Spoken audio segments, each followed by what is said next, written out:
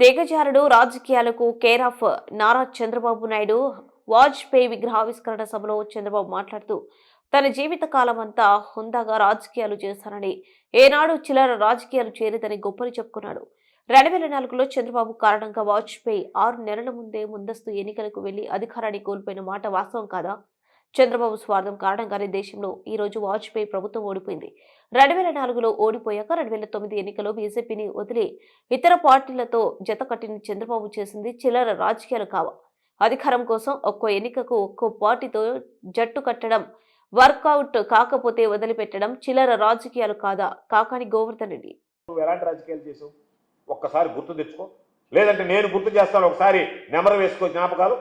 2004కు ముందు వాజ్పేయి గారిని ఆయన ఇంకా 6 నెలల సమయం ఉందంటే లేదు ముందస్తు ఎన్నికలకు రావాల్సిందని చెప్పి పట్టుబట్టి 6 నెలల ముందు ఎన్నికలకు తీసుకొచ్చి ఆ ఎన్నికల్లో నువ్వు అధికారం కోల్పోవడమే కాకుండా కేంద్రంలో వాజ్పేయి అధికారం కూడా వాజ్పేయి గారి ప్రభుత్వం ఆ రోజుకు అధికారం కోల్పోవడానికి కారకుడు నువ్వు కాదా? నీ స్వార్థం కదా? 2004 తర్వాత ఎన్నికల్లో ఓటమి పాలైన తర్వాత ఆ రోజు వాజ్పేయి గారు ప్రభుత్వాన్ని వదిలిపెట్టి 2009లో ఇతరులతో దత్తకట్టినటువంటి వాడు నువ్వు కాదా? ఇవి చిల్లర రాజకీయాలు కాదా? ఏ ఎండగా గొడుగు పట్టేటువంటి నువ్వు ఈరోజు చిల్లర రాజకీయాల గురించి మాట్లాడుతున్నావు, వాజ్పేయి గారితో గురించి మాట్లాడుతున్నావు. దీన్ని చిల్లర రాజకీయాలు అంటారా?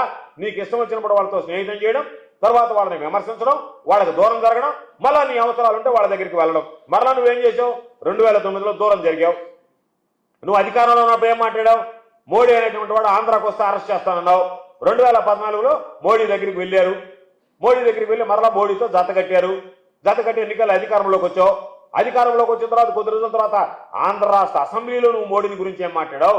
ఢిల్లీలో జంతర్ మంతర్ దగ్గర ధర్నా చేస్తూ ఆయన వ్యక్తిగత విషయాల గురించి ఏ విధంగా నువ్వు విమర్శించావు? 2014 తర్వాత జరిగినటువంటి సంఘటన 2014లో అంటకాగినటువంటి నువ్వు ఆ తర్వాత ఏ విధంగా విమర్శించి మరలా 2019లో దూరం పెట్టి 2024లో ఈ రోజు మోడీ గారిని కలిసి నువ్వు మారలే. నువ్వు చంద్రబాబు నాయుడే కదా, మోడీ గారు నరేంద్ర మోడీ గారే కదా. ఆ రోజు ఆయన నువ్వు నీ నోటితోనే కదా తిట్టావు, నీ నోటితోనే కదా దూషించావు, నీ నోటితోనే కదా తోలరాడావు, నీ నోటితోనే కదా విమర్శించావు. ఆ నోటితో విమర్శించినటువంటి వాడివి ఈరోజు మరలా పొగుడుతున్నావంటే నీ 2 నాలుకల ధోరణి, 2 కళ సిద్ధాంతం, నీకన్నా చిల్లర రాజకీయాలు చేసేటువంటి వాడు ఈ భారతదేశంలో ఎవడన్నా ఉన్నాడా? జగన్మోహన్ రెడ్డి గారి గురించి నువ్వు మాట్లాడతావా? జగన్మోహన్ రెడ్డి గారి రాజకీయాన్ని గురించి మాట్లాడేటువంటి హక్కు నీకుందా? జగన్మోహన్ రెడ్డి గారు ఏ రోజైనా సరే ఎవరికైనా నీలాగా అవకాశవాద రాజకీయాల కోసం ఏ ఎండకా గొడవపడుతూ వాళ్ళతో పొత్తు కుదుర్చుకుని రాజకీయాలు చేయలేదే. ఒంటరిగా రాజకీయాలు చేశాడు. 3 సార్లు ఆంధ్ర రాష్ట్రంలో పోటీ చేస్తే ఒంటరిగా పోటీ చేశాడు. ఒకసారి అధికారం కోల్పోయాం, రెండోసారి అధికారంలోకి వచ్చాం, మూడోసారి అధికారం కోల్పోయాం. అధికారం వచ్చినా అధికారం రాకపోయినా నీలాగా చిల్లర రాజకీయాలు, చిల్లర కోసం పొరపాట్లు చేసినటువంటి చిల్లర కోసం ప్రజలకు సంబంధించినటువంటి ఆస్తులు తాకట్టు పెట్టినటువంటి పరిస్థితి ఏ రోజు కూడా జగన్మోహన్ రెడ్డి గారు లేదు. అది గుర్తు తెచ్చుకుంటే మంచిది. కాబట్టి నువ్వేదో మాట్లాడాలని చెప్పి నేనేదో చాలా పెద్ద రాజకీయాలు చేశాను, ముందాక రాజకీయాలు చేశాను, వీటిని వాజ్పేయి గారితో మోడీ గారితో ఈరోజు నువ్వు మాట్లాడేటువంటి వ్యక్తుల గురించి వాళ్ళు చాలా ప్రతిభావంతులు అని చెప్పేటువంటి వ్యక్తులతో నువ్వు చేసినటువంటి రాజకీయాలను చిల్లర రాజకీయాలు అంటారా? లేదంటే జగన్మోహన్ రెడ్డి గారు చేసినటువంటి రాజకీయాలను చిల్లర రాజకీయాలు అంటారా?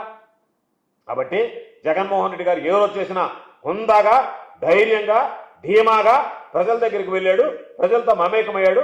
అధికారం వచ్చినా రాకపోయినా ఒకటే స్టాండర్డ్ మెయింటైన్ చేశాడు తప్ప నీలాగా ఏ ఎండకి ఆ గొడుగు, ఏ పూటకి వాళ్ళ దగ్గరికి వెళ్ళి ఒక కథలు చెప్పుకుంటా బ్రతికేటువంటి పరిస్థితిలో జగన్మోహన్ రెడ్డి గారు ఏ రోజు లేడు. కాబట్టి చిల్లర రాజకీయాలు అనేటువంటివి నీకన్నా ఈ దేశంలో రాజకీయాలను భ్రష్టు పట్టించినటువంటి వాడు, చిల్లర రాజకీయాలకి బ్రాండ్ అంబాసిడర్ ఉన్నారంటే అది చంద్రబాబు అనేటువంటిది గుర్తుంచుకో.